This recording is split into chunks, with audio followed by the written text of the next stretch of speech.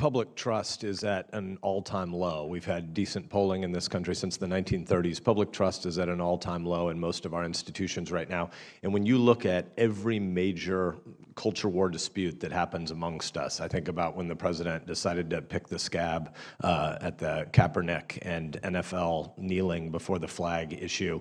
It's public information now, I think it's been in the press enough times, that in the 2 or 3 days after the president decided to reignite that fight, 2 of the fastest trending hashtags on Twitter, Facebook, Instagram, Snapchat were hashtag Take a Knee NFL and hashtag Stand for the Anthem.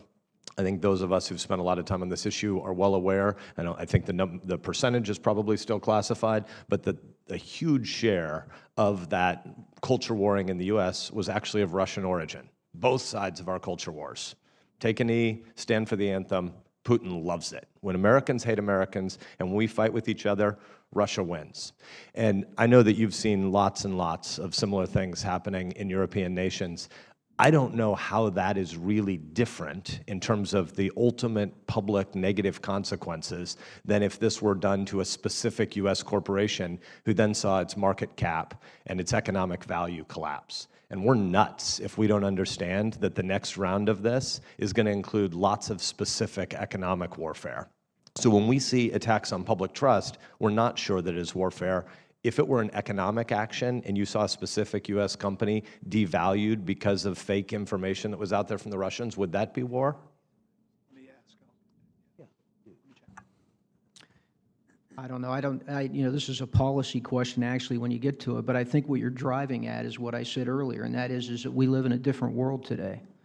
The change in what is considered, part of our environment, particularly having to do with information, the speed of it, the connectivity of it, the ability to, what I call, develop volume, the impact of cyber activity, are all things that we're wrestling with. But we need to wrestle with it because we've got to get a better definition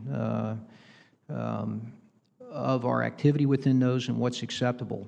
In the international community, when it comes to conflict, what we've done since the end of the Second World War was help to establish institutions that established an international rule of order that nations are expected to follow. And I think in this new dynamics here, the new strategic environment we're in, we've not done that yet, and we have to begin to move forward in some means to determine how we discipline, particularly the cyber and the information domains, et cetera, to a certain extent.